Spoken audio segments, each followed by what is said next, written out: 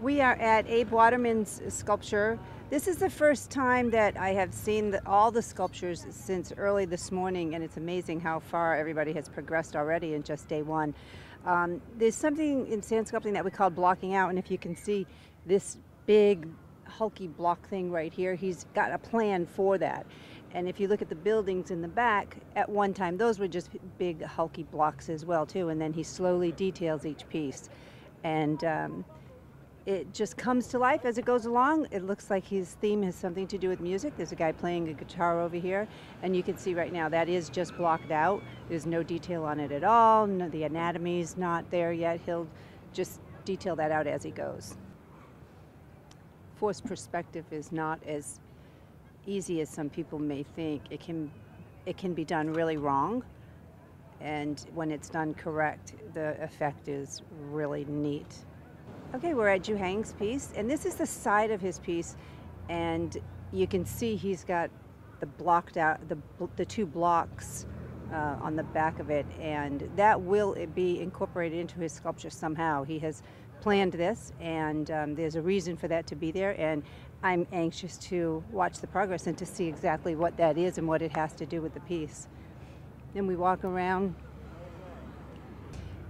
So clean. Ju Hang is known for his clean lines, meticulous sculpting, and it shows already right here. It's hard to get the sand very smooth because it's something once you start, you have to continue it for whatever piece you're working on. Okay, we're at Marianne Vanderbroek's sculpture, and you can see Marianne's using a little bit different technique. She's doing her pound up as she goes along. She's reusing her forms. You can see her forms down on the ground over here, and she's doing one portion of her sculpture, and she'll carve that. Then she's coming and doing the second one and the third one, and then on and on. It looks like she's got plans for all this sand over here to continue this on. It's a clever use of sand, because if she did one great big block, then she has to carve all this sand out of there that she just put in there. So this is a clever way to do form work. Okay, we're at Dan Belcher's piece. The first thing that strikes me when I look at this is the difficulty in everything being where it has to be. You can see the two hands intertwined, and it's such a large scale that he's already had to take off 3 or 4 sets of forms so he can accurately get the proportion on the two hands. If he starts with the thumb and it's not correct and he hasn't blocked out the other 4 fingers, it can be totally in the wrong place. So he had to take off a lot of forms in order to see the whole big pile of sand and be able to figure out where the hands were going to be. It's very cool, very pleasing to the eye, the flow. Okay, Pasha, what you have going on here? Oh, I'm sorry, I just called him Pasha. That's his name to all of us. Pavel, we are at Pavel's. Yeah, it's more official. More official, yes. Yeah. Pavel just asked me what I saw when I looked at his piece. This is the first time I've walked up to it, and he wanted to know what emotion I saw, and I told him stress, worried, time. He says, "Oh." Yeah, that's exactly. You just get my idea. Yeah. I took the idea right out of your head? Yeah, it's exactly about the time, how it's running, and what the person I think about this.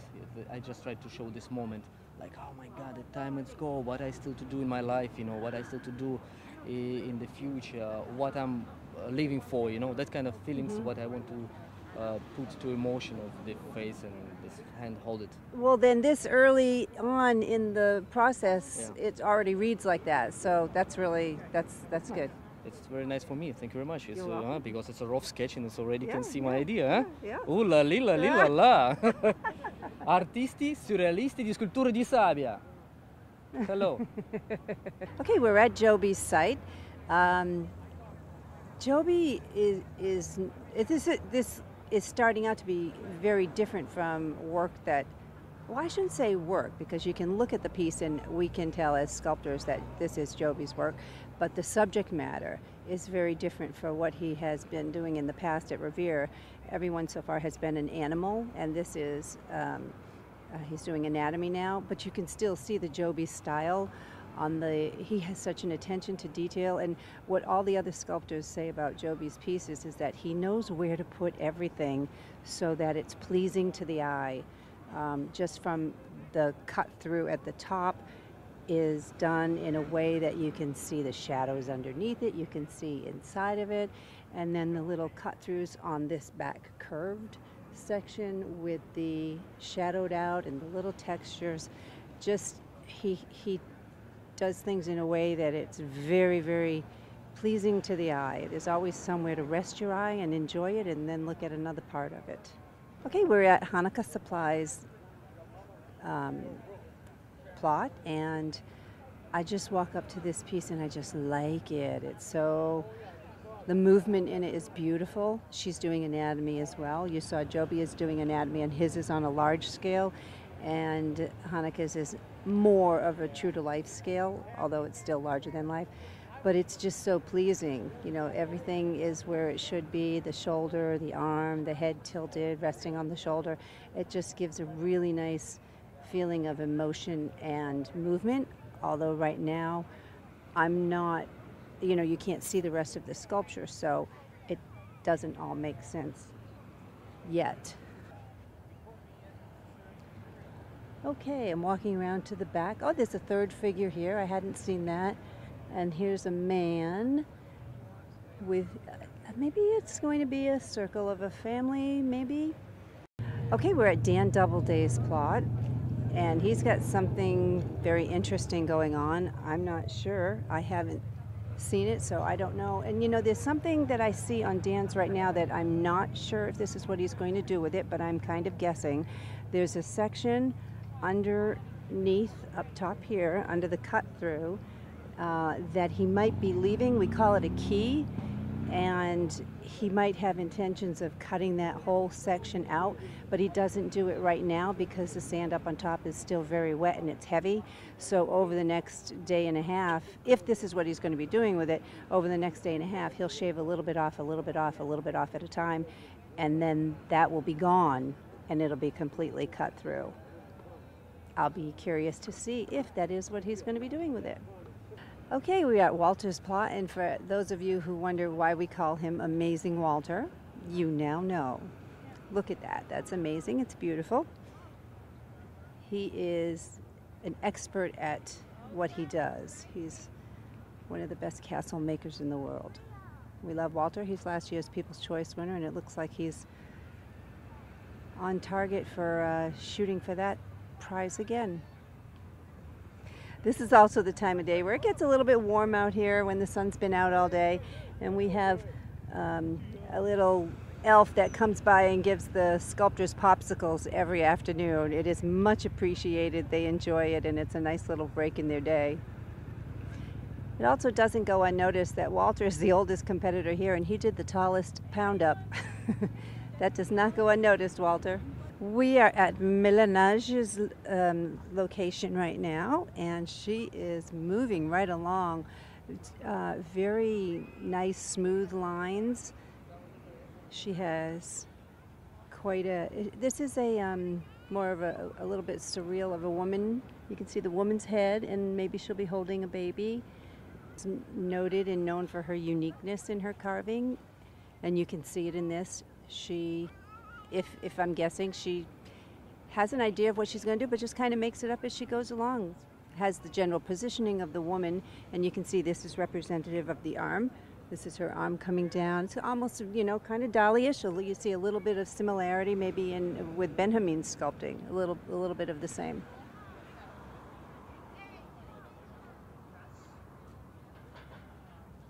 Nobody would have to tell me who is working on this piece if I didn't see Chris here. This is very Chris Ginto style. We're at Chris's plot. Something you'll notice with all the different sculptures is the different textures they use, the techniques for different texture to create different looks.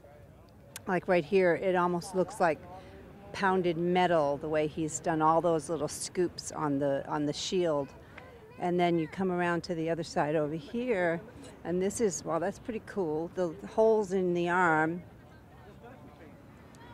that has a nice effect. I like those holes in the arm. And what he's doing now, you just see the different tools that they use to create different looks and different texture, giving it kind of a wrinkled look. You'll also notice that Chris has a lot of sand in the back, and he has to use that. Part of the criteria is usage of sand. So he will cleverly use that somehow in the overall completed piece of his sculpture. It might not have gone into the original pound up, but somehow he will incorporate all that into his piece when all is said and done. We are at Guy's plot right now, and I just walk up to it and go, wow, look at that cool effect of that stretched head and neck. It's just cool as heck to me. He's got a starting of a cut through in the middle here that will probably end up being larger, and the two bodies will be back to back. That's my guess. I'm not sure. Guy, I've seen a couple of his women figures that he's done before, and it's always a little bit pleasing to me that they're not perfect bodies. He has a tendency sometimes to do, more of a natural woman. And it looks like he kind of has that going on here. And this sand can definitely support the larger parts. Yeah, you can see in the back here, it looks like he's starting. What they do is they'll find the center of where they want to cut through and work into it. You want to make sure that when you start a hole through the center of your sculpture, which by the way, it's more difficult to do a cut through hole down at the bottom of the sculpture than it is at the top. And there's more weight up on top of it structurally, from a structural point of view and an engineering point of view. It's more difficult the lower you get in the sculpture.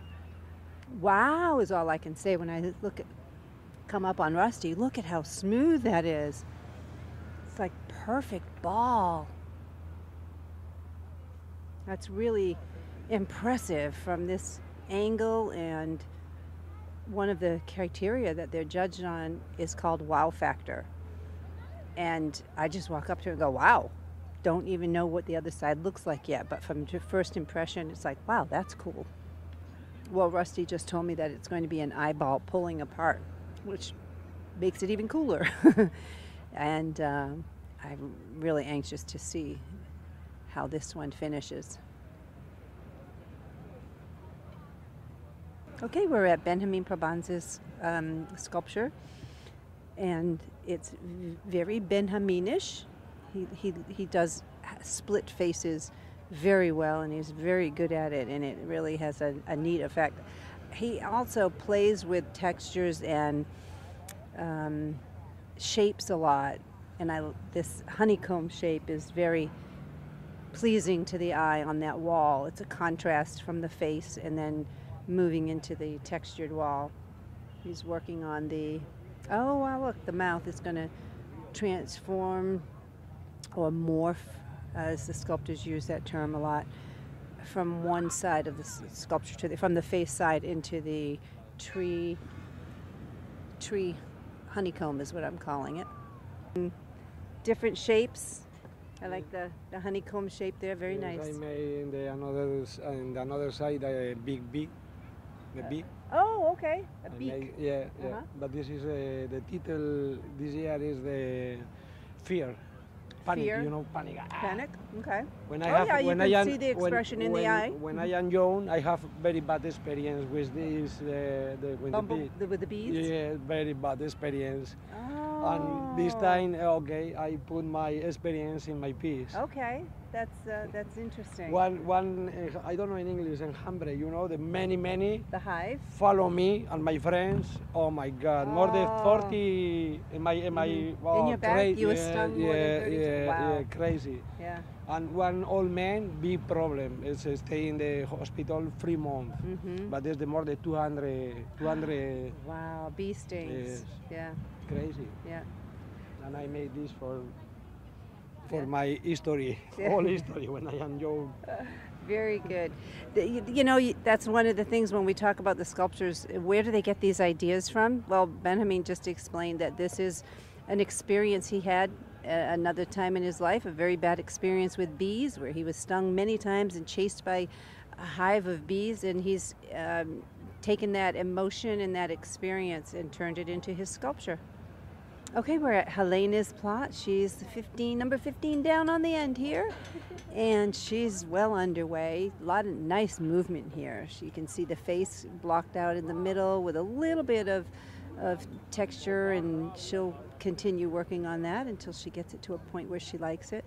But really nice movement. What you notice at this point, this phase of the competition, when you're looking at the different sculptures, is how much they have to plan. Like, they cannot carve just the top and continue down, and clean it and finish it. They have to block out practically the whole sculpture before they can really clean it up, be happy with the positioning of wherever something is, and then what she's doing now, adding textures to different areas and working her way down.